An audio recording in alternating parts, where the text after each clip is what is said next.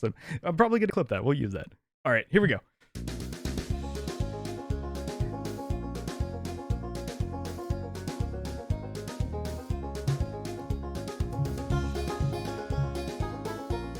Hello, and welcome to this week's episode of the Metacast podcast. That's the podcast about itself, ourselves, and the self in general. My name is Ty. I'm going to be your host, and as always, I'm joined by my awesome co-host Distance over there.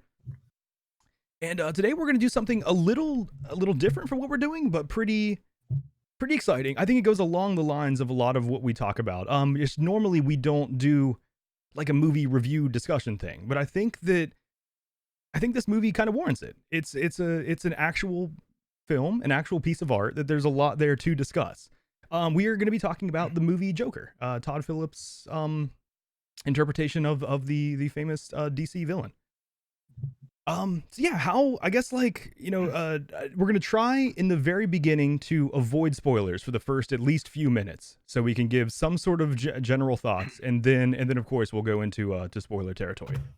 Yeah, I mean, we can't promise that one or two won't slip, but we're going to try really, really hard not to spoil anything. Snape kills Dumbledore. Fuck! I did it. Fuck! Oh my god. Bruce Willis was dead the whole time. Shit. Me too. Yeah. Fuck. All right. We are so bad at this. playing with cables. Okay. So yeah, I mean...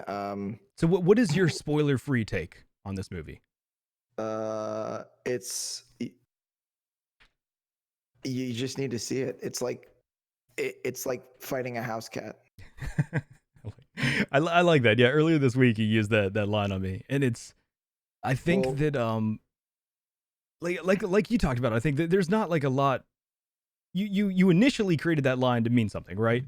Yeah. So it was it was actually the result of a really, really awful metaphor that I was trying to use. And in the middle of it, I was like, this isn't working. You know what? I'm just going to tell everybody it's like fighting a house cat. But I think it's perfect, because I think that sentence, like the movie, it's hard to figure out what it really means, right? Yeah. I mean, it's sort of like, it's just as confusing as the film itself. And it's also, for me, it's like something it's such an odd thing for someone to say that I hope that it makes people want to see the film, because I think it's more than a comic book film. It's more than a supervillain film. I mean, there's a lot of stuff going on there, and there's a lot of different perspectives that are represented in the film. But the whole like shitty metaphor I was using was I was trying to compare Heath Ledger's Joker to Joaquin Phoenix's Joker, and saying that Heath Ledger's Joker is not.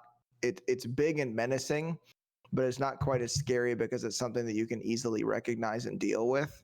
Whereas like a house cat is more like Joaquin Phoenix is, because a house cat is a bit dangerous. It has sharp teeth, it has sharp claws, but it's not. It's faster and it's smaller, and it's a much more difficult animal to deal with. If a house cat decides it's going to attack you, it's a very difficult thing for most humans to like negotiate.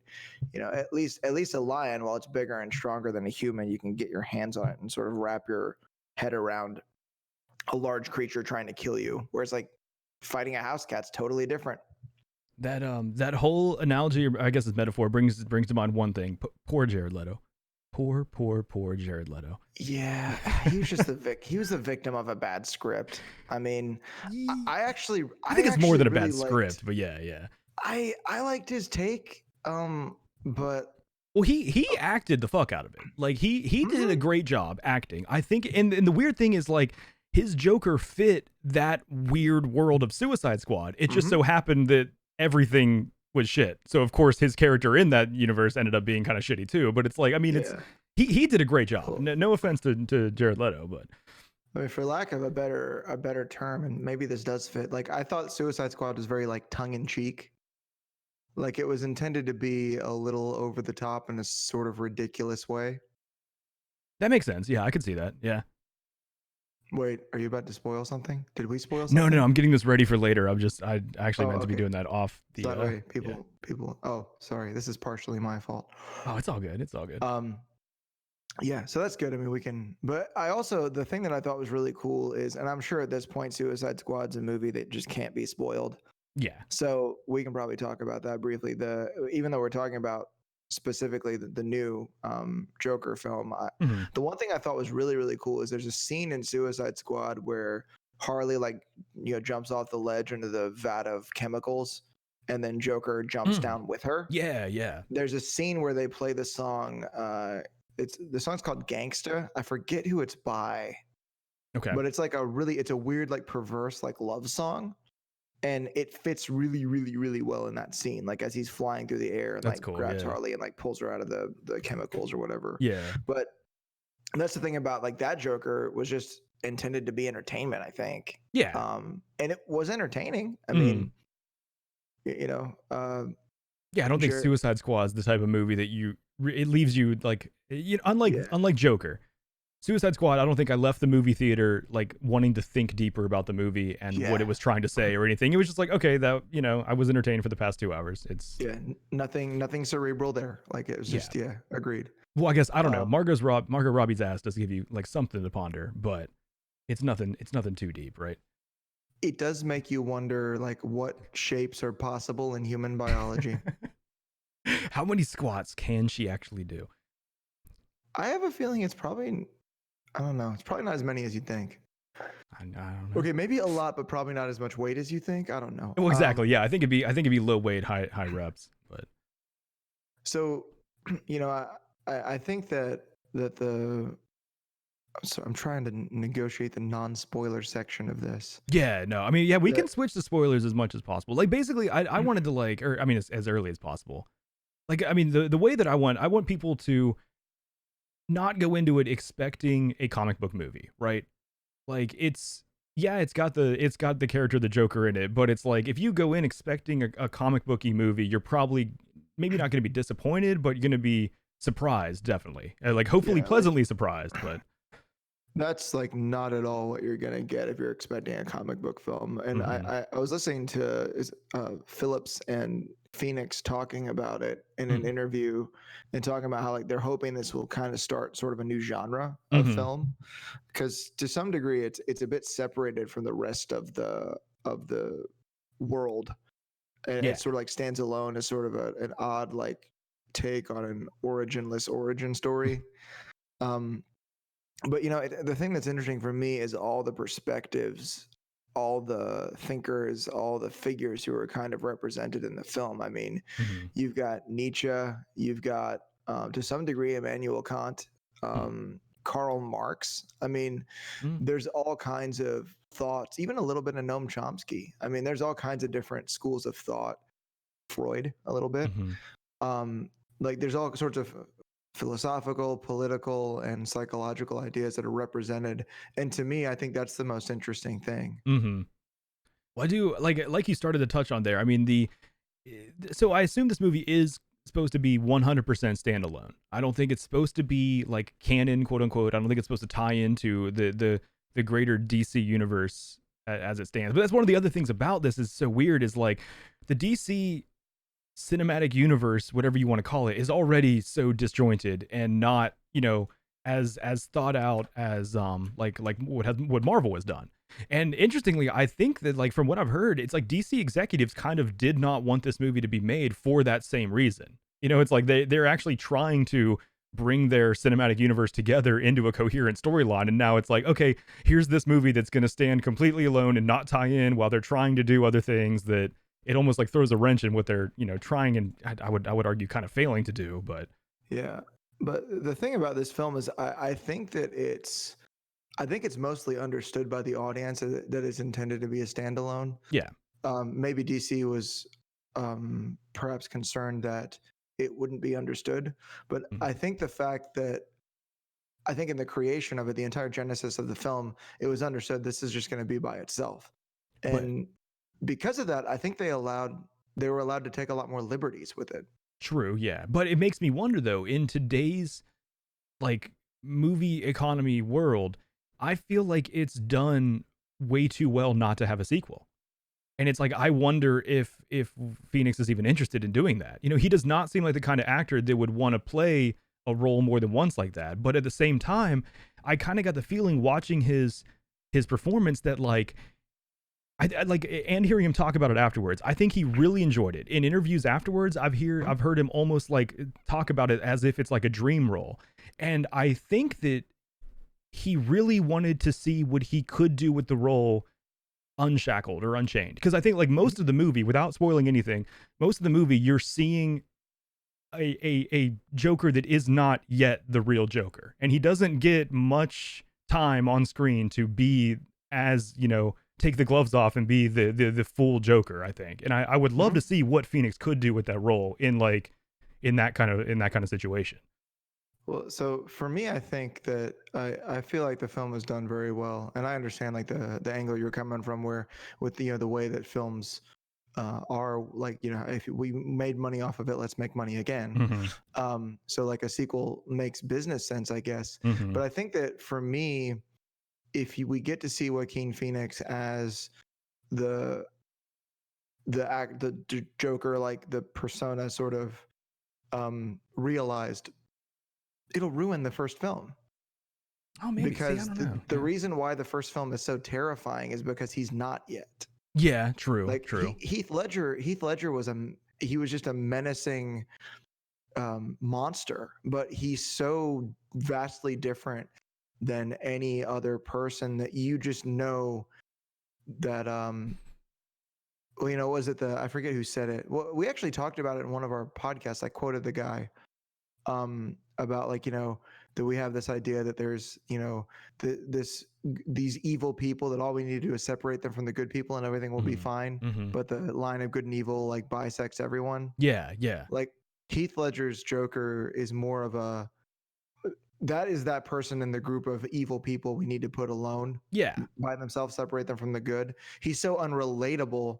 Yeah, I think that's what makes him so scary. He's like an entity that's almost non-human, I would say. It's I mean, he doesn't have any of the motivations or the ideas or thoughts of a normal human, I don't think. And the thing with Joaquin Phoenix is that in a second film, the audience would be alienated, I think. Maybe. I don't know. I'm a firm believer that the way you said that, like, I'm a firm believer that a sequel can never ruin the original. Even like a bad sequel, to me, like the original still is untouched. So I wouldn't say that it would ruin it, but I do see where you're coming from, that like it would be a completely different context. It would be really strange. But. Well, the Matrix Revolutions really made the first Matrix suck. There was only one Matrix movie. I don't know what you're talking about. Moving on. No, hold on, like completely side. Have you heard that there's going to be a Matrix 4? That Keanu signed on for that? Well, if Revolutions hadn't fucked it up, you're kidding, right?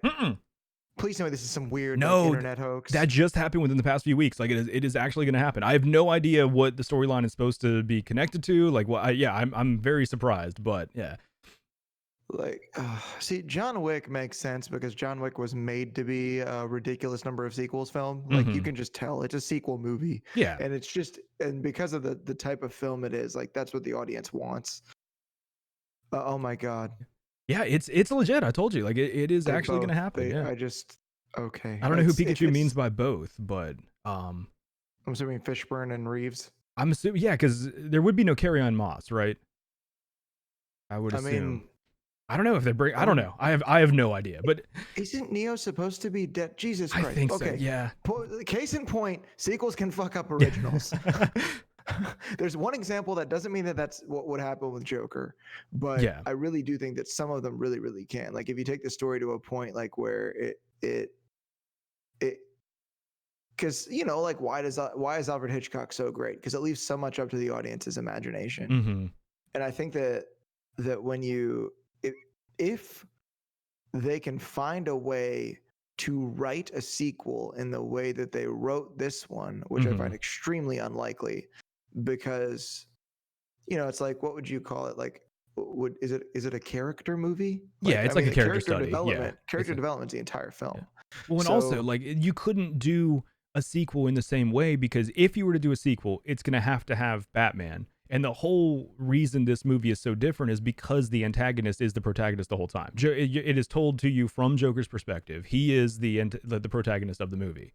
Yeah. Didn't you and I have the conversation that?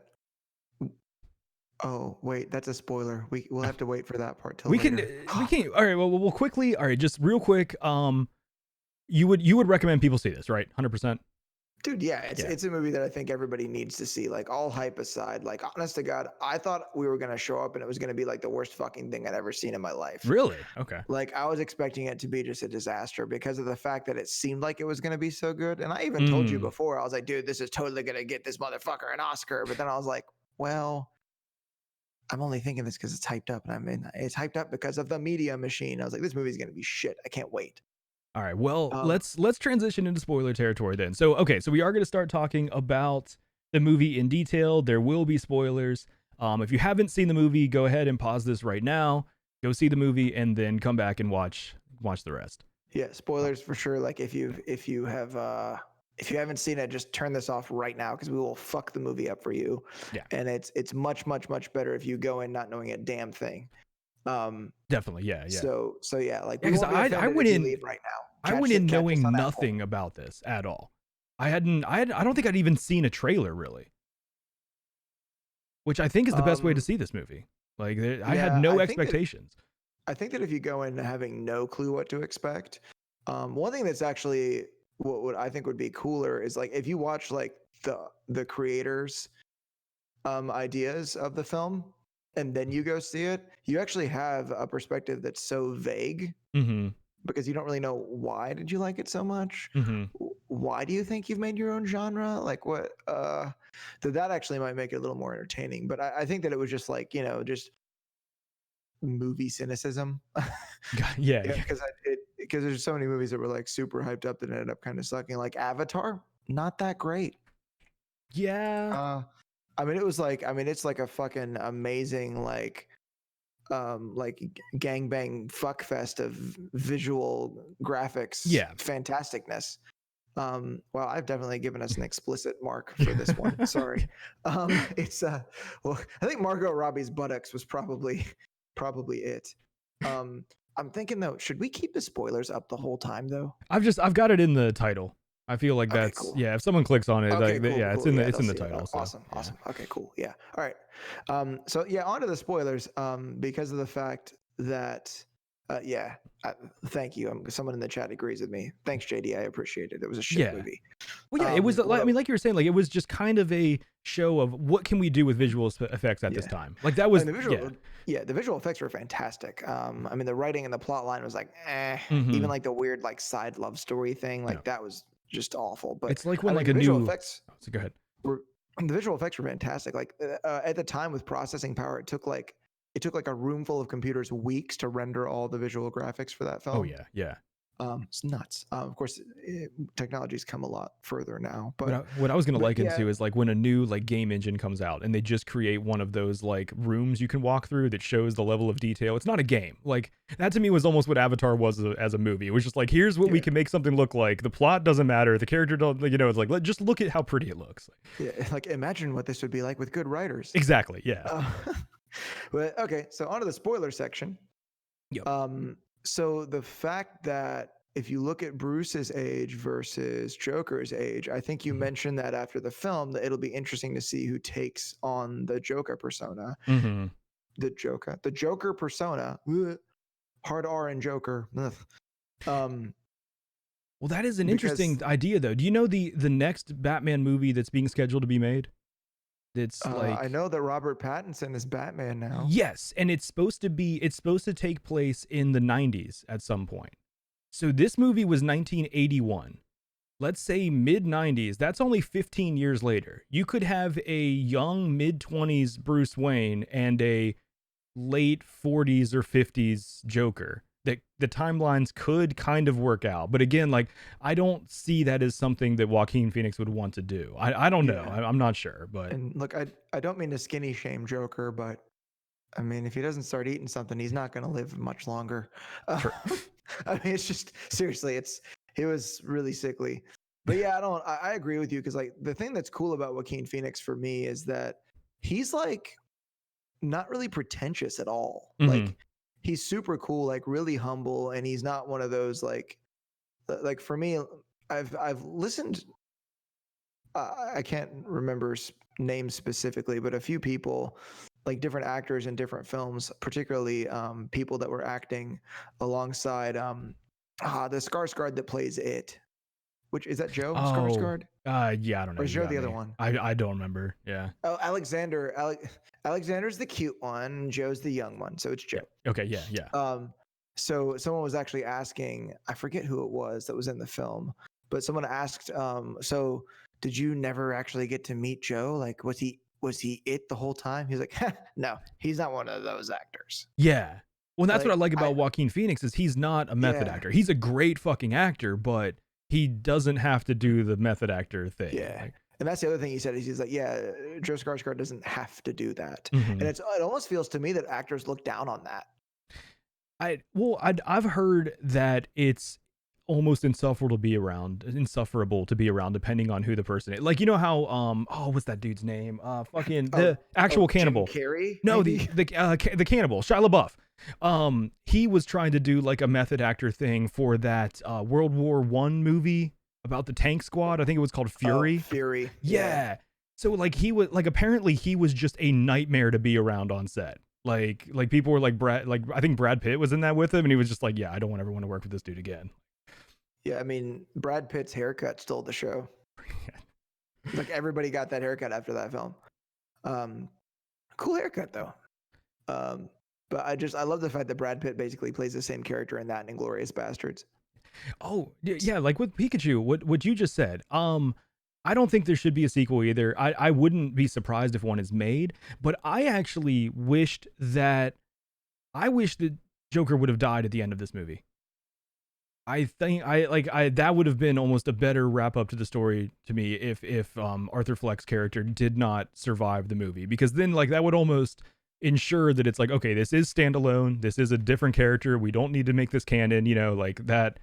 I don't know. I think it would have like ended the story almost in a better way than it did, but we're also at the point at the end of the film where we don't even really know if it happened, which I mean to me is sort of a cheap device at the end of a film. Yeah, that is just like one of the parts that bugs me. That is almost just objectively bad filmmaking. When it's bad when you make it like, okay, the past 2 hours were a dream or whatever, they didn't actually happen. This, it leaves it up to interpretation, but I don't understand why that needed to even be a question at the end. I don't know. From a business standpoint, they can kill him. Yeah. Yes, that actually wouldn't be a bad business decision. Oh, looks like we have another friend who's arrived in the chat. Hello, Ashton. Hey, Ashton. But yeah, if you haven't seen Joker, you need to leave now. Go see it. Watch us on Apple or Google Play or Spotify later. But one of on all three of those. The thing that like really stood out to me though was not to like cheapen this movie. I enjoy this movie. I do really like it. But it felt like someone that was obsessed with Taxi Driver and the King of Comedy decided to write some fan fiction that took place in the DC universe. Taxi Driver is mentioned several times by several of the creators in several interviews. Yeah, I think that it is very heavily inspired by both of those movies. And almost, I mean, if you just do like a beat by beat comparison of the story arc of Taxi Driver and Joker, it's almost the same story, right? Like there's like, I don't know when the last time you saw a Taxi Driver was, but it's like it tells a lot of the same, like uses the same plot devices. Like it's a lonely, marginalized guy that doesn't understand how to interact with people, who's disgusted by the world he sees. Kind of, it reminds me of Drive too, honestly. Yeah. Well, what? Yeah. How? I mean, just what you just said, like a guy that's kind of alone, that like is marginalized by society, does like some wrong things and kind of embraces them. It's a lot of nowhere near as much as Taxi Driver, but yeah, it reminds me of that. Okay, subject for next week's podcast are Joker and Drive, or Taxi Driver and Drive the same movie? No, I'm not saying they're the same movie. I was just saying that some of the totally different. There's okay, you're right. I'm wrong. Go. Let's move on to that. No, let's discuss, but not on the air.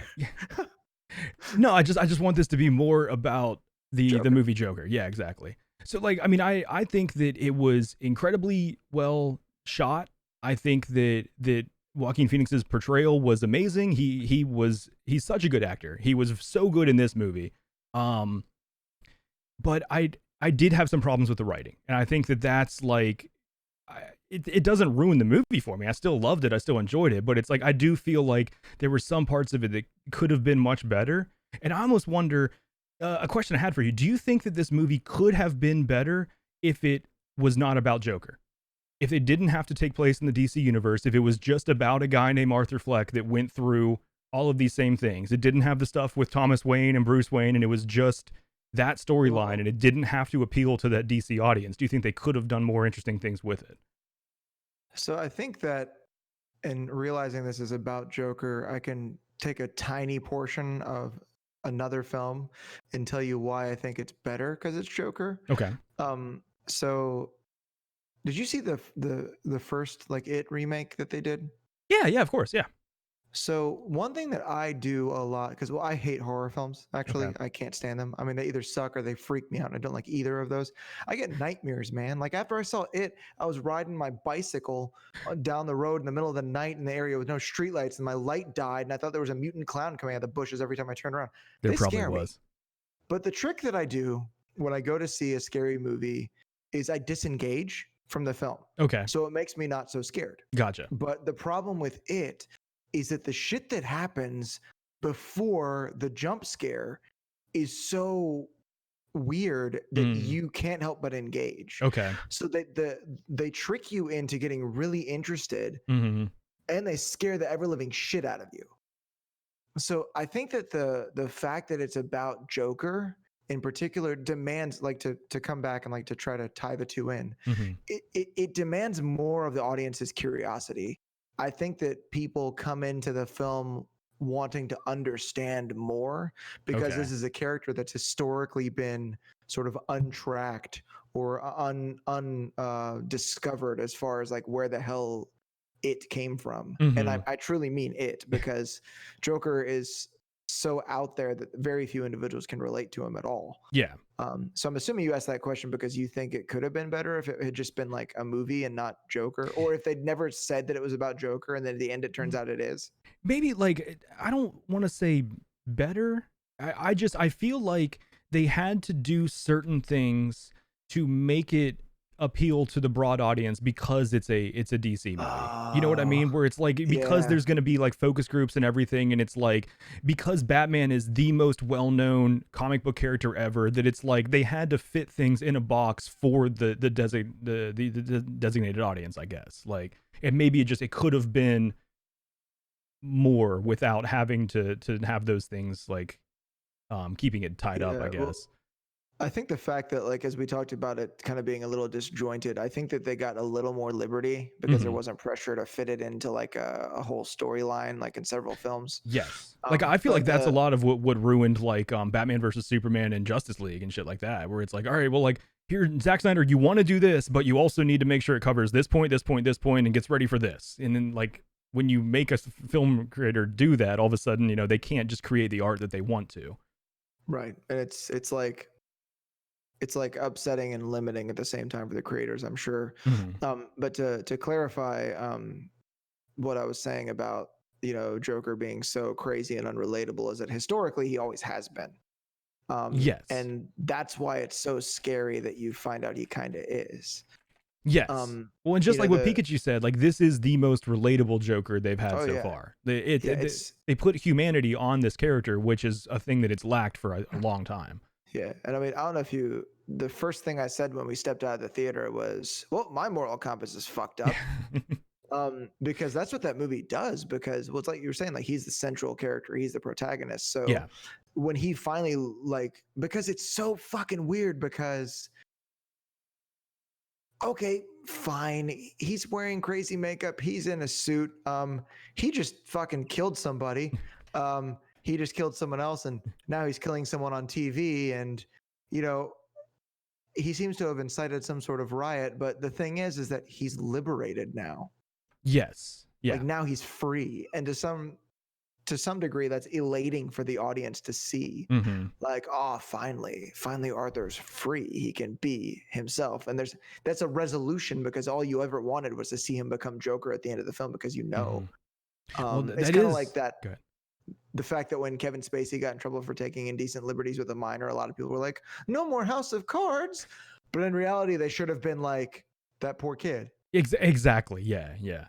But that is like one of the things about this movie that caused a lot of the controversy is people, I mean, I disagree. I don't see it this way, but people take that as almost a glorification of violence or that it's like condoning it or anything like that because you are kind of on his side and it almost, I don't want to say excuses his behavior, but it makes you like question what part society has in creating people like that.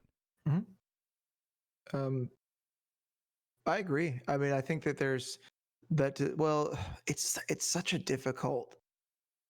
Well, okay. Here's a question for you. I'd like to come back to that point. Okay.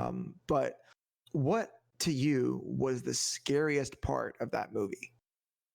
Well, honestly, I don't know if I'd consider any of it scary other than, how do I say this? Like, I wouldn't consider a specific part of the movie scary. What's scary is that it is so easy to slide and make that descent into madness. Even though I guess when you first meet Arthur at the beginning of the movie, he's already crazy. That's one thing that I guess I don't want to say that I didn't like, but it's like you didn't get to see him become crazy. Like at the beginning, he's already like, they mentioned that he's already been, committed before. He's already like on heavy doses of medication to try to grip with reality. He's already crazy from an entire life of trauma. But it does make you feel the way that they show what happens to this character. It does make you realize that it doesn't take much to push a human over the edge, I guess. Yeah, I've had conversations similar to that too. Like I was talking to a coworker about she didn't understand heroin addiction. I was like, dude, we're all at risk. Yeah. Like there's a certain point that everyone can get to where they just don't even care anymore and they want to be completely numb to everything. And oh, lo and behold, here's heroin. Well, especially with so many people, it's like you get an injury, you go to the doctor, they give you a prescription of Oxycontin, and then all of a sudden you finish that bottle and you want to buy something cheaper. It's like it's not even like an actual point in your life that breaks down. It's just like, oh well, wow, I'm chemically hooked to this now. But yeah, and there's a lot of things that including that, like opioid addiction, there's a lot of things that most of us aren't that far from.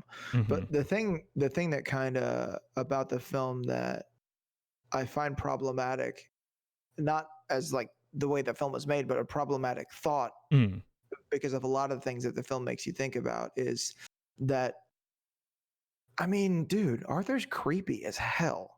He doesn't understand how to interact with people. He doesn't understand how to make meaningful connections with individuals. I mean, he follows his neighbor around all creepy, like. Yeah, he did like basically stalk her. Yeah. Yeah, but the thing is he also maybe didn't even understand that was like a weird thing because he doesn't understand how to make meaningful connections with people. But the unfortunate thing is that there are some individuals who just aren't attractive, and I don't mean like romantically, like I don't want to go on a date with you, but some people just, they kind of push you away, and they're just they're so out there, they're so strange, they're so like somewhat off that it's natural for someone to not to want to be around that person. Yeah, and you can't blame the people that don't want to be around them. Like it's not. Yeah, exactly. But it's almost like there's a portion of that we just have to accept, that some people are going to feel like outsiders, and those people just are instinctively not people that others are attracted to, and you can't make somebody hang out with someone they don't want to be around. I mean, I had a coworker who can remain nameless who was somewhat strange, and it was sort of the same story with that individual. I was like, I'll do my job, but let's leave it at that, please. This is a little much. I've been there too. And it's like I felt bad for it, but it's like I'm not doing anything wrong. Like I try to be accepting of people, but it's like if there's someone that just gives you a weird vibe, you don't really enjoy being around them or what they say, it's like I can't kick myself over not wanting to be around this person.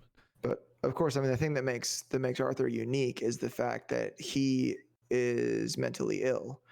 And from what you were describing a moment ago, I mean, I think we could probably agree that his mental illness was not really cared for properly.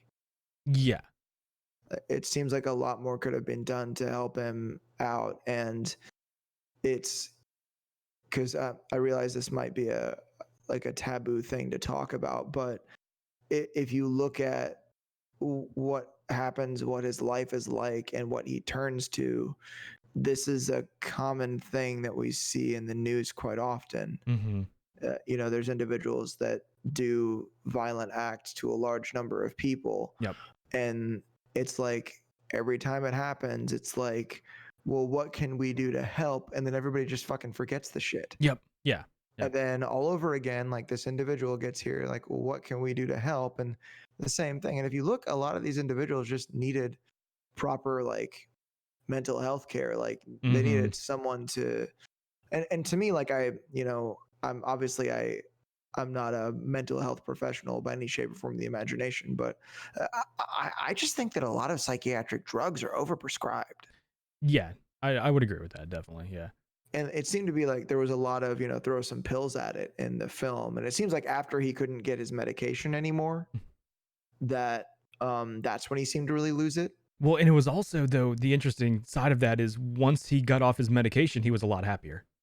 He was even talking to the social worker saying, like, yeah, I take the pills, but they're not doing anything to help. And then once he stopped taking his meds, like, I mean, yeah, it was also after he killed the people in the subway and everything, but his life turned around a lot. And it's almost like if you step back and look at this from the, like, mental health side, it's almost just saying like, oh, well, yeah, he got off his meds and everything was fine for him. Like, yeah, he caused some problems in society, but in his own head, things got better.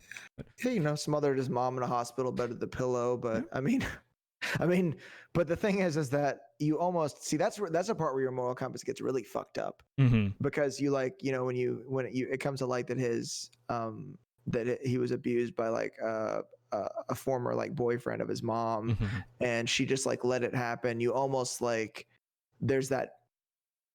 I was actually listening to it was on Crash Course on YouTube. It was I stumbled upon it, their philosophy section. Okay. Hank Green is on there talking about justice and the different ways that justice can happen and the different ways that justice is defined. And there's that feeling of, that's his mom, but I mean, awful things happened, and I'm on this character's side because the writers tricked me into being on his side now because of all the devices they used to get me there, which means they've done a good job. But it's like you almost like think it's like retribution type justice, that you think it's kind of messed up that he's killing someone, but at the same time, this is someone that mistreated him and might actually be a big part of the problems. And I mean, not to mention, she's emotionally abusive as hell to the guy. Like, I mean, like she's very, very manipulative and vindictive and extremely selfish. During you mean during the course of the movie, not the events that we didn't see before, right? Yeah, like the emotional abuse, I think, is during the course of the film because there's a very unhealthy codependence between him and his mother. And it seems that she is probably partially, not completely, to blame for that. But of course, she's also mentally ill. Yeah, exactly. So there's true. Pikachu brought up a good point. Yeah, that he's it's not even his real mom. That's his the woman that adopted him. Yeah. Oh yeah, I forgot about that. Which also, I want to touch on. That's one of the things I really loved about this was like going in, I was disappointed that this character was going to get a backstory. Like one of the things I love the most about the Joker character is it has existed for 70 years without having an origin story. I think that is the coolest thing about that character is it is just, he came out of nowhere. He is like chaos embodied and you don't need to know anything about his backstory. During the course of this movie, you learn that you didn't really learn much about him anyways. Like, yeah, they gave him a name, but that's not actually his real name. You have no idea what his real name is because he was, abandoned as a child. Like, there's all sorts of things that it's like, it kind of still leaves it completely ambiguous as to, other than knowing that he lived through a really shitty life and was abused, you don't really know much about him afterwards. But did I ever tell you how I got these scars? I'm sorry, I had to. Oh no, I couldn't resist. That's what I love too about like, okay, so what's up, Kyle? Hey, here's your man. Another like, I forget what story it was with the Joker, but he basically says that his past is a multiple choice question. That there's Wasn't that Killing Joke? I think it was Killing Joke. Yeah, I didn't want to say Killing Joke because I wasn't sure, but yeah. And I don't know for sure either, but I think okay, I can't remember. This movie can be taken in that same way where it's like we brought up with that ending scene where you're not really sure what really happened. This could just be one choice and a multiple choice answer of what led to where he got, like the entire movie could have been in his head sitting in that asylum. So there's a possibility that this is just like one timeline that he dreamt up as the way he got to where he was. But I like that. I like that, like, they, even though they made an entire movie about his origin, you still have no idea leaving the theater if it's true or not. I mean, because the Joker character is such an unreliable narrator, and you just spent 2 hours seeing everything from his perspective. You have no idea what was real in which scenes, like when delusion started, what happened. Like, dude, did you ever see the press conference when Windows 98 came out and the computer blue screened on Bill Gates while he was doing the presentation? yes, yeah. I feel like that just happened to me just now. Why? I think I just blue screened on the air. Like your brain?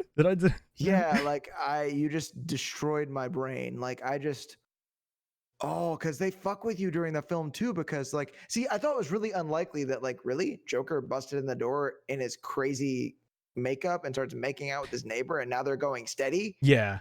After he like followed her and she caught him, which that didn't even fucking happen. I knew that was not real.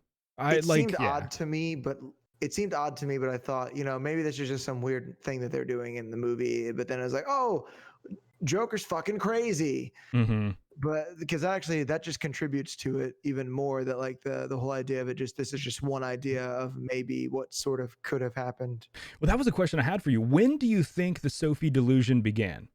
Like when they met in the elevator that one time, like did that even really happen? Or was it, did half of that happen? Did she actually make the connection with him where she, smiles and like does the miming of the gun thing? Or did he dream that up? Like, I think the gun thing was real. And I think that because if you look at the scene where he's like, hey, and like does that crazy, like he mimes it too. And it's just really, really bizarre. You can see like, I mean, it's good acting too. Like she looks noticeably uncomfortable. And then it seems like isn't that when she's like, you're funny or something like that? I think she tells him he's funny at that point. Yeah, I don't remember. Yeah. It's almost like she's trying to sort of be like, okay, this seems to be a somewhat dangerous situation. Mm-hmm. What do I need to say to get out of this? So I think that it started when I think that the actual delusion started when after he followed her and then she knocked on the door. Okay. Yeah. And then she was like, did you follow me? Because like, that's the most far-fetched part. Like, no fucking way is some chick going to be like, you followed me all the way to my kid's school? That's so cute. Like, what? So I mean, it's entirely possible that, none of it happened because she did seem pretty unfamiliar with him. Yeah. When he ended up in there and she's like, aren't you like, you live down there? Your name's Arthur, right? Like you're from that. But of course, maybe that was so insignificant to her that the interaction, I mean, I don't know. That wouldn't have been insignificant to me. Between being in the elevator and then him. I don't know, man. Maybe the whole thing was, but yeah, I don't know. I got the feeling that like the beginning of the elevator interaction was real. It's like she kind of like pulls her daughter closer because there's a weird man in the elevator, and then like once they got stuck, it's like that's when I think a delusion started, and the rest of that interaction, like her even kind of smiling and warming up to him a little bit, I think that was the beginning of everything from that point forward with Sophie being not real. But I do think it was like way too heavy-handed how they showed that it wasn't real at the end, and did even the flashbacks of him being in those situations without her. It was like wasn't it already obvious without that it was a delusion? That was a bit too Fight Club. Yeah. Well, that's what it reminded me of too. It's like a reverse Marla Singer character. It's like he thinks she's not his girlfriend, but he ends up it really is. Like, I don't know. I liked how they did that, but I did not like the fact that they had to like, I don't know if it was like, do you think it was like a test screening thing where, they showed a cut of the movie and like, idiot audiences were like, why doesn't she like him anymore now that he's on her couch? They were just dating 5 minutes ago. And they didn't get that like it wasn't real with that scene. And then they had to like cut in like, all right, let's show him sitting by himself in the hospital. Let's show this. Like if you're that dumb, you shouldn't be allowed to see this movie. But see, that's what I'm talking about, of having to do things for Yeah, the greater audience. You know, this yeah. movie is like supposed to market to millions, like, which it did. I mean, it's doing well. Looks like we have another friend here. Lee has arrived. Oh, what's up, Lee? Um, Yeah, so I've got other questions about like the delusions then. So do you think Randall even really gave him the gun? Or do you think he bought it from Randall and pestered him about it like the manager said? Like which one of those stories do you think was real? but this movie has kept you up at night, hasn't it? I mean, after we talked about we're going to Yeah. discuss it, I was like, shit, what all questions do I have about this? But, There's a lot of stuff I haven't considered about it. Yeah, because like Randall acted like he was so clueless about giving him the gun, but that's what anybody would have done in that situation, I think. yeah. Because the fact that Randall and I forget the other coworker's name came over to check on him. Oh yeah, I forget his name. Um, But it even came up in that scene that like the little person was like the only one that was ever nice to Arthur. So, yep. but in the interaction we saw earlier with Randall, he was like, he's like, oh, I want you to have this gun because, I heard what happened to you getting beat up and blah, blah, blah. And you're my boy, right? And he like even says that. And it's like, hold on, here's this character that's supposed to not like him. You find out later that didn't like him at all. But there was this interaction where he gave him a gun for free to protect himself because he was that worried about him. I think he kind of just sold him out at the end. I think Randall just completely sold him out because it seems a bit like it wasn't Arthur that said that. It wasn't Arthur that said that Randall gave him the gun. I don't think he actually said that. I think that somebody mentioned that Arthur had one. And it might have actually been Randall. Well, I mean, they showed the scene where he gave it to him. But again, like we're seeing that from Joker's perspective. I think after he gave it to him, Randall actually sold him out as far as where you got the weapon from. Yes. Well, see, that's what I'm saying. My take is that the gun came from Randall.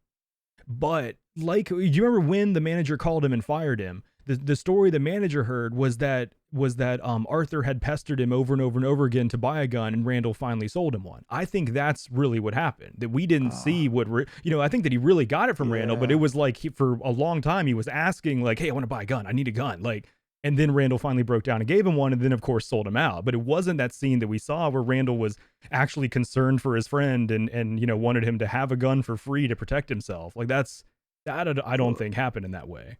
It's kind of crazy because actually, yeah, I think Gary was the name of the other coworker. Gotcha. Okay.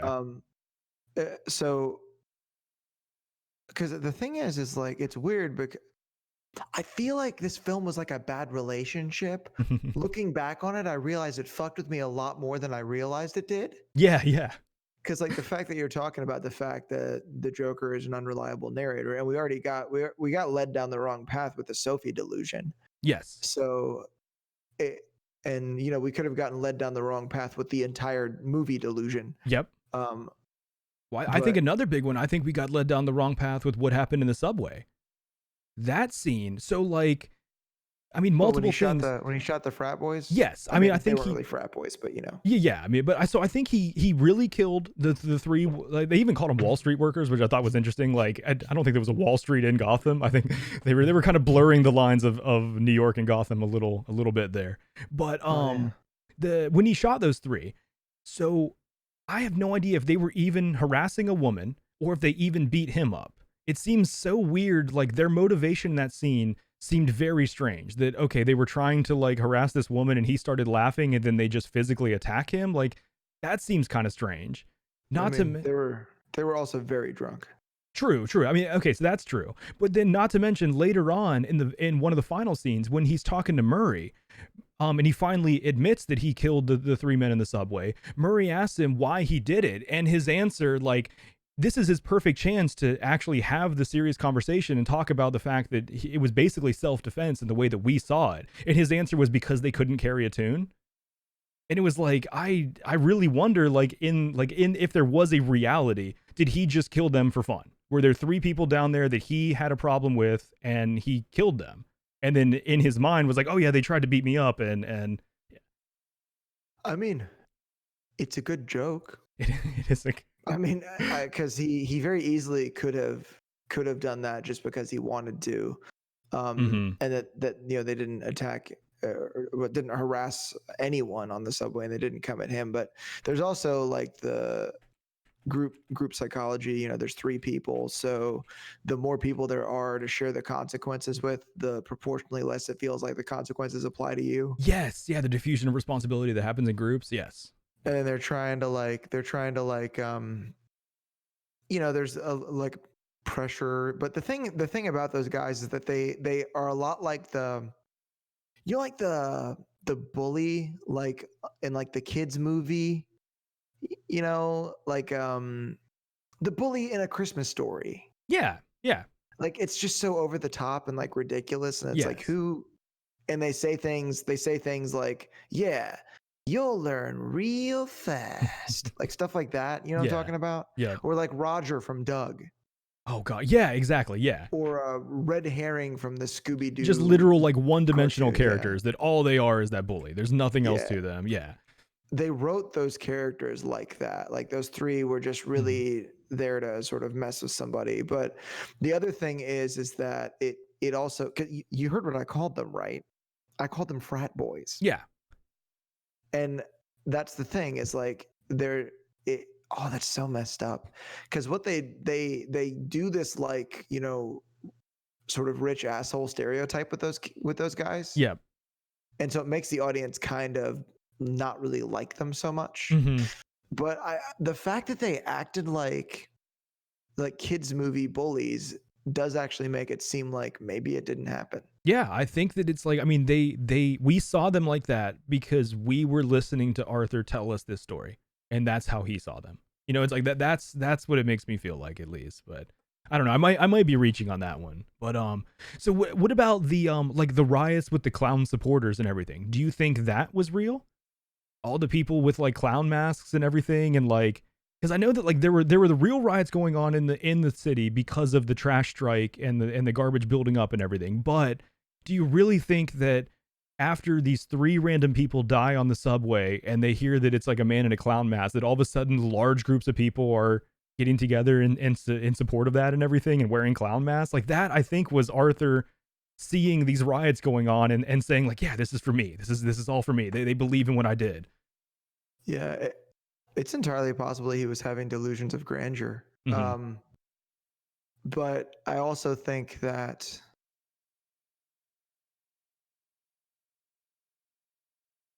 there's, because it doesn't really matter if what happens in the film is actually a result of Arthur's actions. But there are, if you recall, and like seriously, if you haven't seen the movie, you need to leave like now. It's like, anyone, if you haven't, like, you don't be here. We don't want to fuck this movie up for you. It's all good, because this is about to be the biggest spoiler. They've been warned. Yeah, I know. They knew what they were getting into, but I just, in case anybody joined up, I didn't want to, Gotcha. There is one part that happened without Arthur's presence. Which part? The Wayne family part.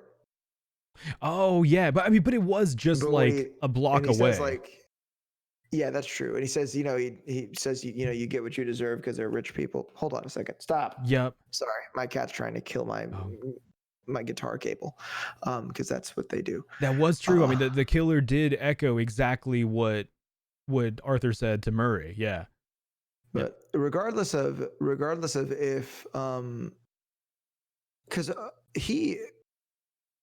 oh man, you become more than a man, a symbol, like that kind of thing. Like it's, sorry, that was like the worst Liam Neeson impression ever. But I think that there's some, because he almost exists anonymously, because no one really knows who he is. So, I mean, it is entirely possible that perhaps the part where he comes out of the car and stands on the hood and everyone's like, yeah, woohoo, like that might have been just him dreaming some shit up. But he did just get in a pretty bad car accident right before that. Yeah, that's true. Like, I mean, that would have I mean, I don't know if when I crawled out, I would have just wanted to sleep for the rest of my life if it were me.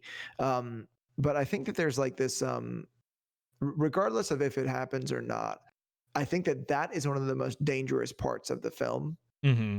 Because, and that's why I say that Karl Marx is represented in the film, because that's class struggle. Yes. Yeah. It's people rising up, so to speak. Yeah. And it's and the two groups are, you know, the bourgeoisie and the proletariat. It's those groups pretty specifically outlined. Like, here's the elite, here's the impoverished and poor, and now the impoverished and poor are taking their revenge against the elite. And you know, who knows what happens after that? But that's one of the reasons why I think that film is pretty dangerous. A lot of people, I think, will almost find it divisive in some ways. I mean, the plot line of the film, but I mean, so yeah, to come back to the question of, you know, do I think that was a delusion? I mean, I think that part of it was real, but another part of it could have easily just been him, like, you know, losing his shit. Because here's the thing that I find odd: why did those clown masks look so incredibly similar to his actual makeup? And not only is that what you were thinking? Well, not only his makeup, but he actually had that exact clown mask hanging on the mirror in his bedroom. Which, that's another thing that made me feel like it was all in his head, that everyone was wearing this same mask that he had. That not only, like, I don't know, that was a big part of it. Yeah. So did this movie have like a message for you? Because I've heard Phillips Philip or Phillips Todd Phil. It is plural, right? Phillips. I think the director. I think his name's Phillips. Yeah, I think that's the last name. So I think I've heard him talk about that. It's like they didn't intend for there to be a message. It's almost like, you know, when you're in high school English and your teacher makes you read a book and then pull out all these, you know, hidden storylines, and it's like, hold on, is the author really intending this, or is this what I'm taking from it? Like, I feel like that's a lot of what's happening with this movie too, which is just a sign of it being a great story and deep art, is that you can find so much more in it than maybe was even intended by the creators. But do you feel like the creators had a message, or did they just want to make this character study of Arthur Fleck that didn't really convey? Is it meant to convey anything to you, or what did you get from it? Yeah, I mean, you know, now listening to you talk about it, it makes me sort of think that I think they just wanted to make a good movie. I think that they just wanted to do something fun and interesting. And you know, earlier when you said that you thought Joaquin Phoenix had fun, I think he did. I think he really enjoyed playing the part. Yeah. I think he liked, you know, the places he had to go with it.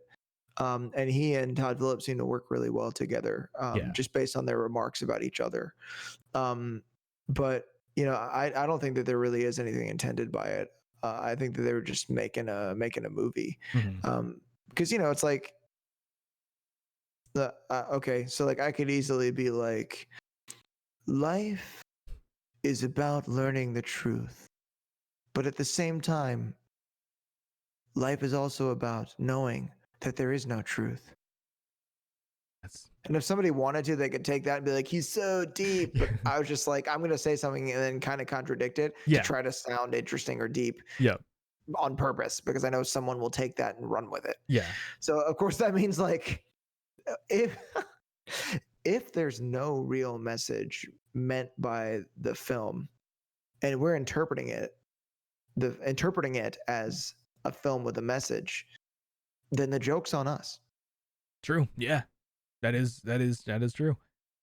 Because you know, it's possible that they could actually be seeing like the discussions people are having about the film right now, like everyone involved in the creation of the film, like, oh, should have known they'd do this shit. Yep. Like, we just made a movie, leave it alone. Like, we're not telling anybody to get pitchforks or paint their face. Like, what the fuck? I mean, what do you think? You think they were just making a movie, or do you think that there was actually something intended? Do you think they're maybe hiding a motive, that maybe they really did intend a meaning, but they just want you to figure it out for yourself? I think that they intentionally put a lot in there that could be read that way, but I don't think that the writer, director, or any of the creators sat down trying to like it's nowhere near propaganda. I don't think they had a message they wanted to get people to think. I think it was more like, all right, let's make a movie that will make people think. maybe not make them think something in specific, but at least make them think. Yeah, like I don't think that there was any communication of like them telling everybody to start like a class struggle or that, you know, anarchy is the way to go or whatever. But the thing that's that to me is the most frightening about the movie is that um one thing I do think they did intentionally is, I mean, and it's just how you write a film. It's how you create a protagonist. It's how you capture the audience. I think that they intended the only message I think that they really intended was be careful because somewhere in there this is you.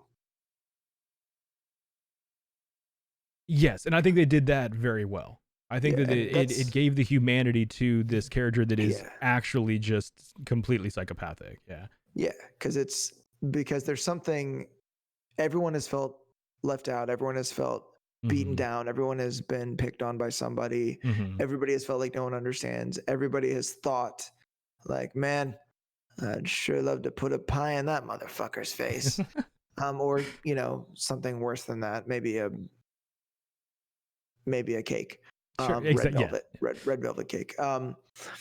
But I think that that's the part that's kind of scary is that I think that even though he's like kind of nuts in the film, the audience, he's irreparably nuts in the film. There you go. But the scary thing is that because they make him so relatable and his experience is so relatable that it's like,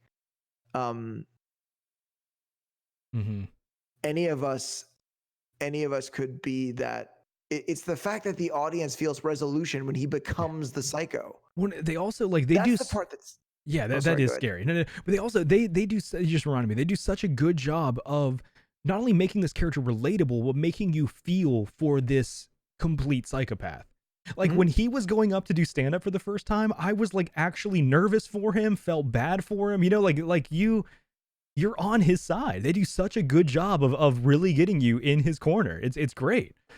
And the whole thing, like, I don't think there was meant to be a message, but I think they wanted so much of it to be unsettling and make you feel uneasy. And I think they made some great, very subtle choices with that. Like even, I mean, the very opening scene where he's sitting at the wardrobe, putting his makeup on and makes himself smile and everything.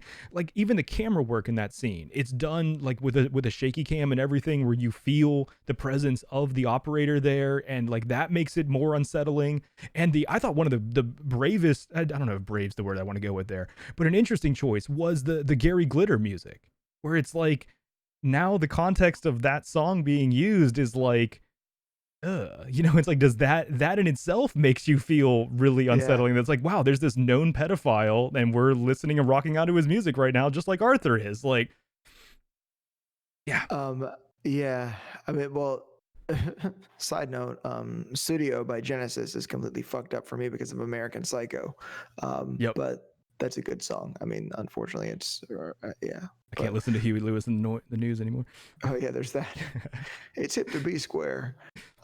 So yeah, while I don't think that they were trying to make any political statement or whatever, I do think that they had a lot of intent of, you know, commanding our empathy. And here's another thought though: the Sophie character that kind of like follows him around and is there for him. Yes. That actually creates like, you know how like the idea that if one of the cool kids thinks you're cool, then the other cool kids will think you're cool. Yeah, yeah.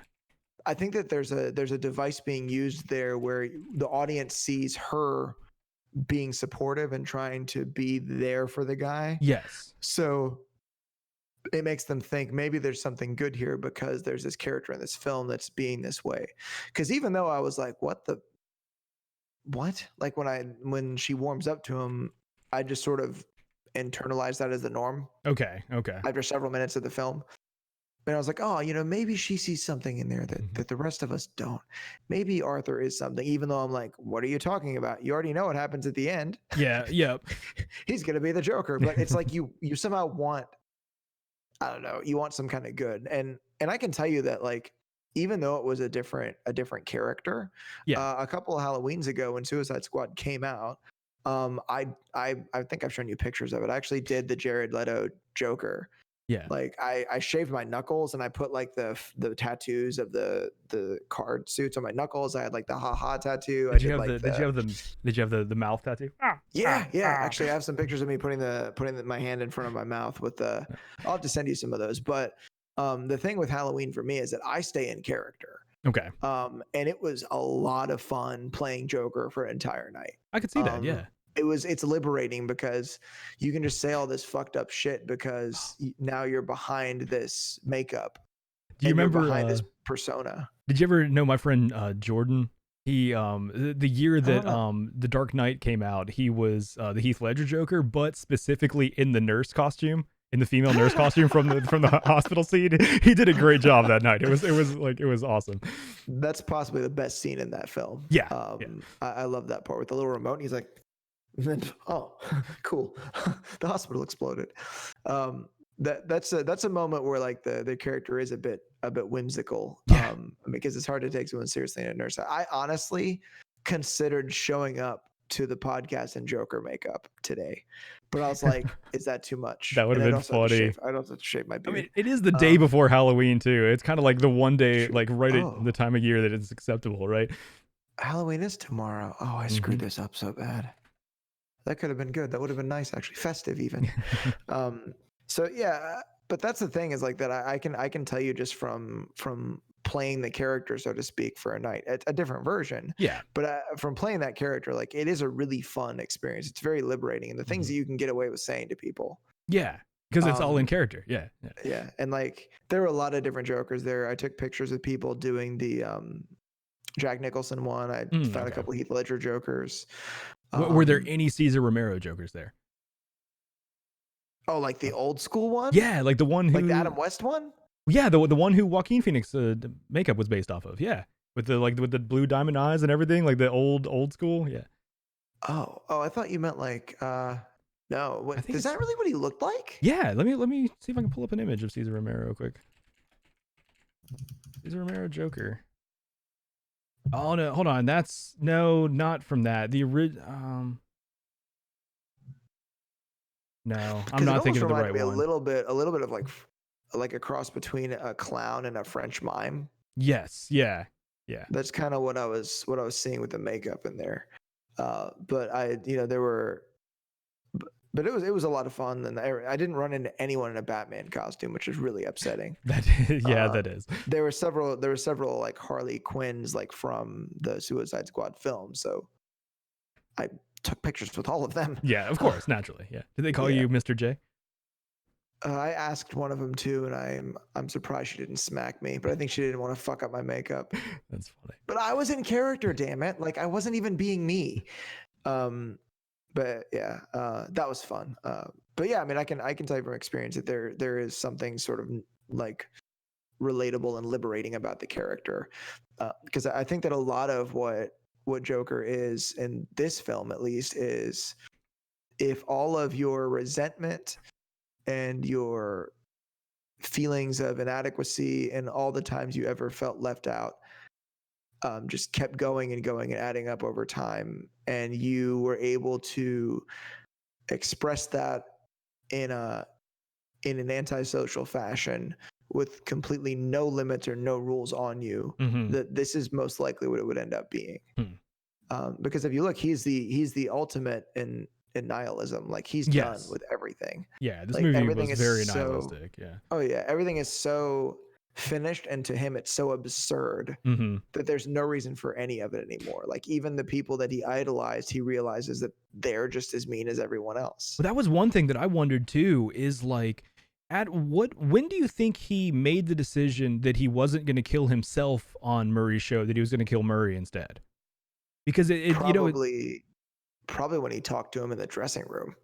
See, I thought it was like literally on stage. I got the feeling that it was like when he went to tell his knock knock joke and the way that Murray responded to it, he was immediately like, all right, never mind. Plans changed. Like, let's do this instead. But yeah, I liked that though, that, I mean, he was, like you're talking about, like he was so done that, I mean, really his plan the entire time was to go kill himself on this TV show. You know, it's like he was, there wasn't that's what I love about the Joker is like, I mean, like, how did, Heath Ledger say it in, like, do I look like a guy with a plan or do I look like a man with a plan? Yeah. I love that about Joker, is that, like, there is no greater plan. Like, yeah, like he comes up with these brilliant schemes to try to, like, catch Batman and things like that, but it's like there's no plan for what happens after that. I mean, like, even like going back to Heath Ledger, he said it in the Dark Knight. He's like, I'm like a dog chasing a car. I don't know what I'll do if I ever caught one. And I love that. Like, that's my favorite line probably from that film. I love that line. But it's since we're on the subject of the Murray character, I mean, can we just briefly acknowledge what a fantastic choice Robert De Niro was for that? Yeah, he was. Yeah, he was great. He was perfect for that, and like it wasn't a huge role, but he did it so well. Lee just said, he's just chaos and makeup. Well, that was one thing so interesting about this movie to me was the Joker's motivation is almost always Batman. All he wants to do is either get Batman's attention, it's just it's almost like the Wile E. Coyote Roadrunner dynamic, where it's like the character exists as a entity against Batman. There is no other motivation. He doesn't want to do any, make any changes. It's literally just, so to see this version of the Joker that is not motivated by that was really interesting. I think it was a very different take on that character that's been around for so long. I think that's a really cool thing they did. Yeah, that's true. I didn't think about that, but it is interesting to see Joker without Batman. And it also kind of makes you wonder if Batman is like the solution to Joker's existential crisis when he finally comes along. Mm-hmm. That is interesting. Like that whole, once again, back to the Heath Ledger thing, the whole you complete me thing. Now that I think about it, there's a lot of deeper shit going on in Dark Knight than I realized. I'm gonna watch that 3 times in a row this weekend. Nice. And and another thing, just to take it way out there with other Joker films, Lego Batman. Yeah, that's actually there's like a weird love story going on. You're gonna fight other people. Yeah, just like Lee said, he's almost chaos to Batman's order. I also like how they're both coming from this city that's plagued by crime. That's and they have similar origins where they both went through a bunch of shit. Even though Bruce Wayne as a child was incredibly rich, I guess Arthur was not the same way. But they both had pretty traumatic things happen to them and are reacting to them in 2 vastly different ways. They're both actually kind of trying to clean the city up in 2 vastly different ways. I think that's cool though. Yeah, that's true. Yeah, I think that they've just reacting to this to similar things in different ways. And that also kind of to bring it back to reality and symbolism, it's what do we do, or how do we stop people that feel just as marginalized and just as hurt from inflicting the same kind of destruction on existence? Mm-hmm. And that to me is one of the scariest parts of the film, because it's sorry, I made it too heavy. But it's just there's so many people out there that, when I was a really young kid, adolescence and high school and stuff, I felt the same way. And the thing that really stopped me from going off the edge, or because I was really at the point where I just felt like everybody hated me, because my experience with people was really negative. Yeah. And I was very nihilistic as a kid. Yeah. Well, we did all hate you. No, I'm just kidding. Thanks. And then every now and then you'd find some people that were that you could relate to some degree, but sometimes that didn't necessarily make up for all the other stuff. Yeah. When you're young, when you get wounded by other people, you're wounded really deep. And for me, it's personally, it was heavy metal. Aggressive music is really what helped me. Gotcha. And it got me through the most nihilistic, cynical times of my life, so I could get to the other side of it and then realize that it was just me exaggerating. Yeah. Sorry, my cat's losing his mind. It was just me exaggerating my sense of what's the word? Exile, almost. Yeah, it's I'm sure everyone goes through that to different degrees, right? Adolescence is an awkward time. No one I mean, I'm sure, you know, like I can't speak from experience, but I'm sure even like the captain of the football team who you see as like the most popular guy and everything, like I'm sure even they have that struggle to some degree where they're not sure where they really fit in and they're not sure who they really are. And you have to question those things as at that age. But like you're saying, I mean, people respond to it in very different ways. And some people go way off the deep end and they never come back from that. Right. And I think that's kind of like what you see in this movie is someone that was never able to actually find themselves. And they're dealing with a lot of, you know, I mean, their mom telling them what was it? You're born to, you know, bring laughter and joy into this world and things like that. I mean, that's kind of like a big pressure on like on someone that's growing up with like incredible amounts of trauma and mental illness, right? Like, yeah, that's true. I mean, like the other thing is I mean, she was so crazy that it was like, well, do you really have a place telling anybody what their purpose in life is? Yeah, I've got one final question for you. I want to know, what do you think the joke was at the end that the psychiatrist wouldn't get in the asylum? Remember how like at the very last scene he's cracking up and then and she's like what is it? And he's like, oh, I just thought of a joke. He's like, you wouldn't get it. Do you have any opinion on what the joke was? I don't know for sure, but it's implied right after that scene because he's running down the hall leaving red footprints under his sneakers that he probably killed that attendant or therapist. I would think so. And there was probably a whole lot of blood. Yeah. So I don't know what the joke was, but I have a feeling the punchline was her dying at the end. Oh god. Okay, I could see that. Yeah, I could see that. Yeah, like you know, what's black and white and red all over the documents on your clipboard covered in your blood. I don't know. That was off the cuff, but yeah, something like that. I feel like the punchline of whatever joke he was thinking of was her dying, or the last 2 hours of the film were completely fake and the joke was everything that just happened. See, I was thinking, I wonder, okay, so if a lot of that was in his head and he was thinking, I mean, so it cuts from the scene of him basically becoming Joker, standing on the hood of the car, the cop car or whatever, and cuts to that room. If that's the last thing in his head, he also is then aware of the couple getting shot in the alleyway in front of their son. And I wonder if the joke is like him thinking that now that kid's going to grow up to be something terrible too. That he's causing that to happen too, not really understanding what that kid's going to grow up to be. Oh yeah. I think that would be kind of funny. Comes back to your statement about them dealing with similar things in different ways. Yeah, exactly. Well, yeah, exactly. I mean, yeah, having your parents murdered in front of you at a young age is pretty traumatic. I mean, that could have pushed anyone off the edge to do very horrible things. But that character kind of, basically does good with it, right? I guess.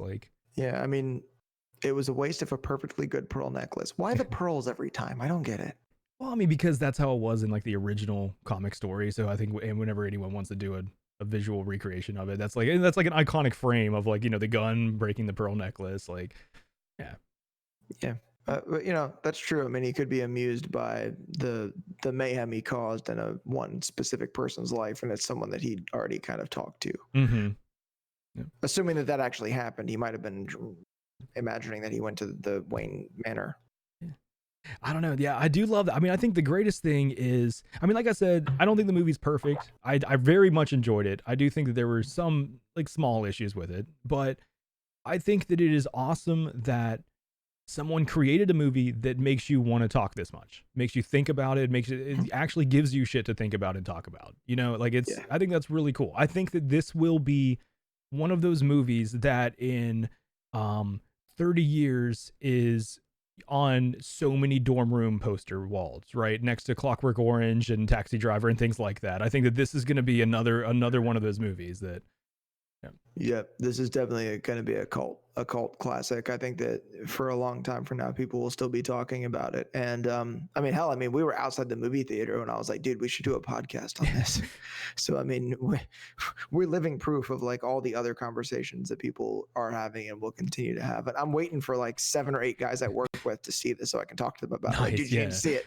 Like I've actually been badgering a couple of the people at work about seeing it so I can talk to them about it. That's one of the the most interesting things to me about this, though, is like the way stuff has changed. Where, so those other movies that I mentioned, those were actual cult classics. They were not, like mainstream blockbuster successes. Where this movie is like, it's so weird to have this movie that it is about a mentally ill man that murders some people, that explores these deeper ideas, and it is like, huge posters in Times Square and has a hashtag and things like, it's such a weird statement about where the world is right now, that it's like, it's not a deep artsy side film that only a few people see and then word spreads that way. It is a like Scorsese-esque movie that is like, nope, major Hollywood movie, biggest opening in October ever, beat my favorite movie Venom from last year. What, are you upset that it beat Venom? I don't know, but Venom 2 is going to beat it, so I don't care. It's all good. They're making a second one. I didn't even know. Yeah, of course, you saw the after credit scene. Woody Harrelson's going to play Carnage. Oh yeah, but that's not. Is Venom going to be in that? Yes, yeah. It's Venom versus Carnage, dog. Well, I actually forgot about that. I was actually super stoked when I saw it. I was like, did he just say Cassidy? Yeah. Like, oh, yeah. I don't know how I felt about the wig, but I love Woody Harrelson though, so he's gonna kill it as that character. But he'll do really good work. He'll do just it's seems like a good idea. Put really good actors in superhero films. Mm-hmm. Yeah. I mean, look at Robert Downey Jr. as Tony Stark. If only they do that with Batman. I actually had good feelings about Affleck. And actually, Ben Affleck could have done a good job. Regardless of what we say about Jared Leto's Joker, Ben Affleck really was the victim of a bad script. Mm-hmm. Yeah. I really agree with that. Yeah. I mean, a lot of people might not like that we're saying this, but yeah, that's true. Yeah. So, do you have anything else you want to get out before we wrap it up? I have one more thing to say. What's that? No matter what you think, the joke's on you. I like that. I can't do any closing words better than that. I like that. All right, guys. Well, we've reached the end of another episode of the Metacast podcast. If you're watching this on YouTube and you've enjoyed the conversation, hit that like button, subscribe to keep up to date with what we're doing, and comment below and let us know how you felt about the movie. Is there anything you didn't like? Is there anything we didn't bring up that you think we should have talked about? If you're interested in further taking part in the conversation or even joining us as a future guest, join our Discord. The link is in the description below. Don't forget to join us next week for another episode live Wednesday at 7:00 p.m. Eastern Standard Time on twitch.tv/TylaTV. And thank you all for listening. I hope you have a great week. Peace.